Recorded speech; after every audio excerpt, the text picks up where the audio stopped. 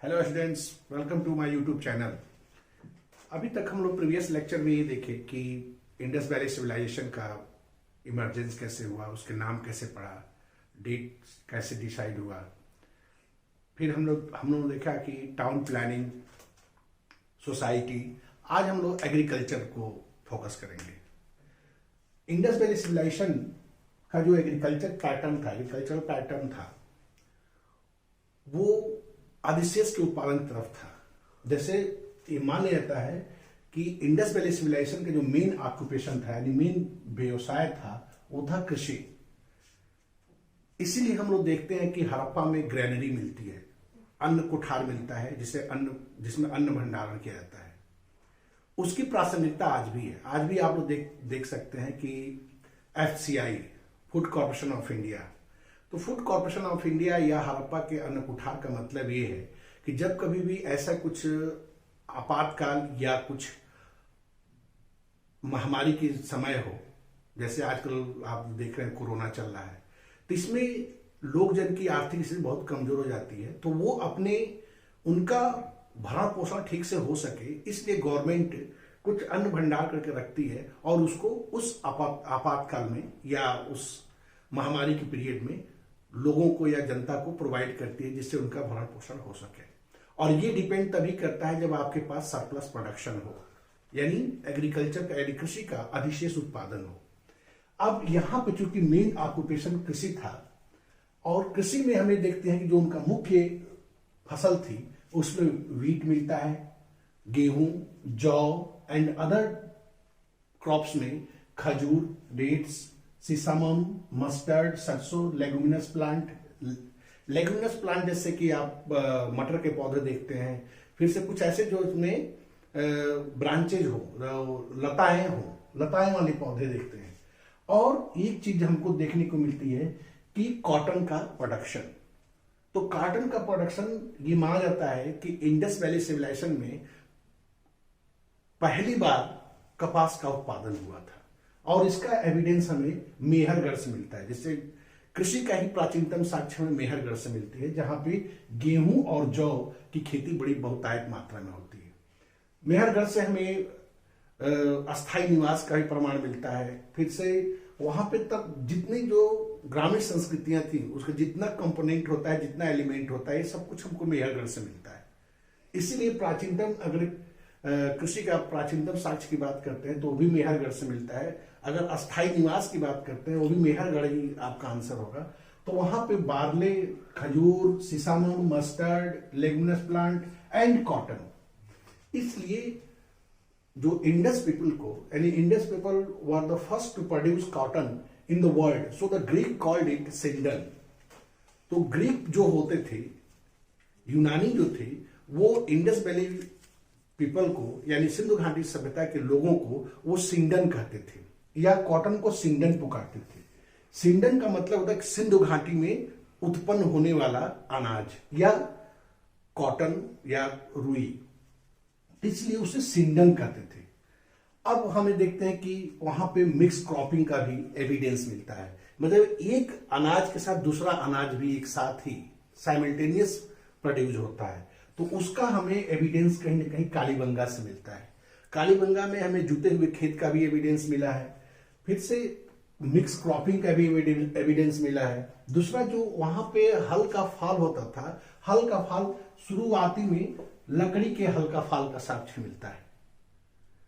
उसके साथ ही देखते हैं कि हल के फाल बनाने में कालांतर में वो तांबे का भी प्रयोग करते हैं, फिर कांसे का भी प्रयोग करते हैं, जिससे और टफ होता चला जाए और सख्त होता चला गया हल का फाल, जिससे जुताई अच्छे से होती थी। इसलिए, और टेराकोटा की अगर हम देखते हैं कि टेराकोटा यानी मिट्टी का हल का जो एविडेंस हमें मिलता है वो दो जगह से मिलता है। वो मिलता है बनावली और बहावलपुर। नेक्स्ट ये देखते हैं कि राइस का प्रोडक्शन, यानी चावल की अगर हम खेती की बात करते हैं, धान की खेती की बात करते हैं, तो उसका एविडेंस हमें लोथल से और रंगपुर से मिला है। लोथल से हमें चावल की भूसी का एविडेंस मिला है, यानी हस्क ऑफ राइस, चावल की भूसी का एविडेंस मिला है। और चावल की भूसी तभी मिलेगी जब वहां पे धान की खेती हुई होगी। और तो ये 2 प्लेस ऐसे थे जहां पे हमें राइस कल्टीवेशन का एविडेंस मिलता है। फिर से हमें देखते हैं कि मॉलस्का, मॉलस्का मतलब घोंघा। तो जो गुजरात के लोग थे वो प्रोटीन की मात्रा वो कहीं ना कहीं मॉलस्का या मैरीन से या नदियों को एक्सप्लॉइट करते थे, उसमें से निकालते थे और ये सीप या मॉलस्का घोंघा को प्रोटीन के रूप में अपने फूड में वो इंक्लूड किए हुए थे। तो अगर कहीं बाय द वे आ जाए कि मॉलस्का का एविडेंस कहां से मिला है, तो भी आप कह सकते हैं लोथल या रंगपुर, जो गुजरात की साइटें थी। अब ये देखा जाता है कि वहां पे इरिगेशन का भी हमें अच्छी खासी एविडेंसेज या प्रमाण मिलते हैं। इरिगेशन कहने का मतलब है कि इंडस वैली या सिंधु घाटी सभ्यता के लोग सिंचाई व्यवस्था से भी पूरी तरह से परिचित थे। सिंचाई व्यवस्था में उनको जो अलाहादीनो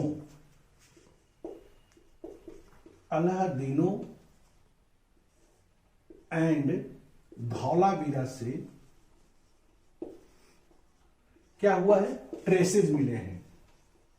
ट्रेसेज किसके मिले हैं, तो डैम के ट्रेसेज मिले हैं, ट्रेसेज ऑफ डैम, यानी डैम बनाते थे। तो डैम का मतलब है कहीं ना कहीं वो सिंचाई व्यवस्था से भी वो एक तरह से परिचित थे।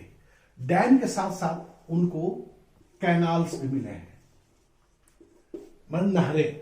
तो नहरें और डैम का एविडेंस ये बताता है कि इंडस वैली सिविलाइजेशन के लोग कृषि तो करते थे और कृषि के लिए सिंचाई की जो व्यवस्था होती थी वो डैम यानी पानी को रोक लिए थे और नहरों का निर्माण किए थे, जिससे कि उनके खेतों तक पानी अच्छे से पहुंचे। तो वो कृषि के साथ साथ पशुपालन भी करते थे। पशुपालन में वो बेसिकली क्या करते थे, जानवर करते थे, चिड़िया करते थे, और जो उद्देश्य होता था वही होता था कि मिल्क मिल जाए, उन्हें मांस मिल जाए और आनंद के लिए। भाई बहुत लोग आज भी लोग कुत्ते पालते हैं आनंद के लिए, लेके सुबह शाम टहलाते हैं उसको। तो वो कहीं ना कहीं एक तरह से अम्यूजमेंट है, एंटरटेनमेंट है। घरों में पालते हैं, आप वो देखे ही होंगे, घरों में लेके लोग कुत्ते बिल्ली को खेलते हैं। अपने बूढ़े पिताजी को नहीं वो पाल सकते हैं, लेकिन कुत्ता बिल्ली जरूर पालेंगे और उसमें उनको आनंद मिलता है। खैर, तो ये प्लेजर है। तो एक तरह से वो उस समय सिंधु घाटी सभ्यता के जो लोग थे वो दूध के लिए, मांस के लिए और प्लेजर के लिए वो जानवर पक्षी को पालते थे।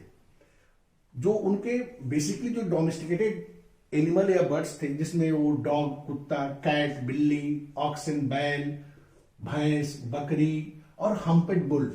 हम्प्ड बुल का मतलब है कि जो कुबरदार बैल। तो सिंधु घाटी सभ्यता में कुबरदार बैल का बड़ा महत्व है। उसे कहीं ना कहीं हम नंदी का स्वरूप भी मानते हैं। अगर रिलीजियस पॉइंट ऑफ व्यू से बात करें तो कहीं ना कहीं हम्प्ड बुल को हम नंदी मानते हैं। और हम्प्ड बुल की आवश्यकता किसमें थी, एग्रीकल्चर में थी, क्योंकि बैलों के द्वारा ही हल चलाए जाते थे और जितना हम्प्ड रहेगा उसका ऊंचा, उससे उनका जो उस पे वो रख के वो कंपोनेंट रखते हैं हल का, रख के अच्छे से जुताई हो सकती थी। तो हमको लगता है कहीं ना कहीं हम्प्ड बुल जो कृषि में बढ़ चढ़ कर हिस्सा लेता था और कृषि का मेन एलिमेंट था, एक तरह से टूल था, इसीलिए उसको पूजा में भी उसको एक धर्म का रूप दे दिया गया और उसे नंदी के रूप में हम पूजा भी करते हैं। आगे चलते हैं, फिर से हमें देखने को मिलता है, ये कहा जाता है कि इंडस वैली सभ्यता के लोग या सिंधु घाटी सभ्यता के लोग जो थे वो घोड़े से परिचित नहीं थे, लेकिन सुरकोटदा से हमें घोड़ों का अवशेष मिला है। सुरकोटदा से हमें घोड़े का अवशेष मिला है।